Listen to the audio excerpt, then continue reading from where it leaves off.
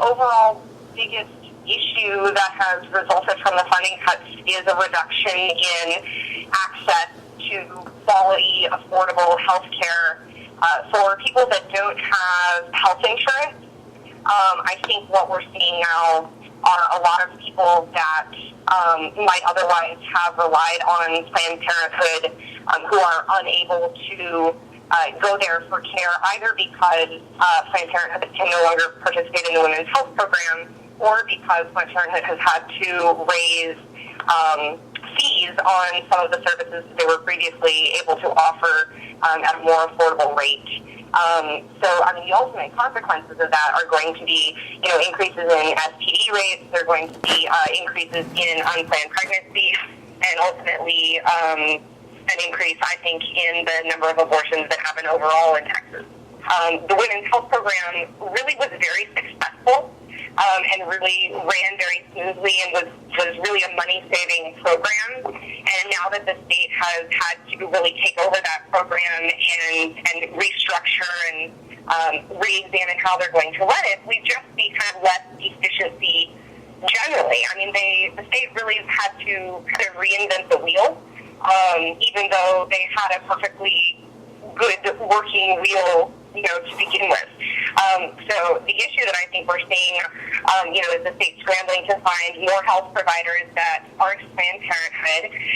And that's a real challenge because Texas has a kind of a lack of primary health providers generally. So, we're kind of already working at a loss.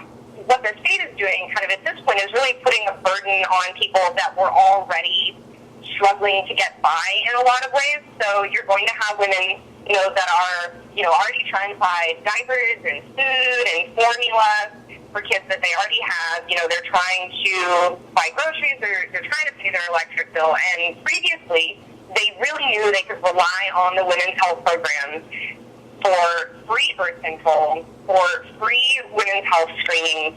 And now, they're really in a position of, I've got, if they want to go to Planned Parenthood and get a well woman exam, that might be $125. And, to a lot of people in Texas, $125 might mean, we're going to go out to eat less this month. But for the people that were enrolled in the Women's Health Program, $125 is, it might be rent. It might be the electricity bill. So really the state is kind of forcing women to choose between their health and their ability to kind of have access to very basic things like food and electricity and housing.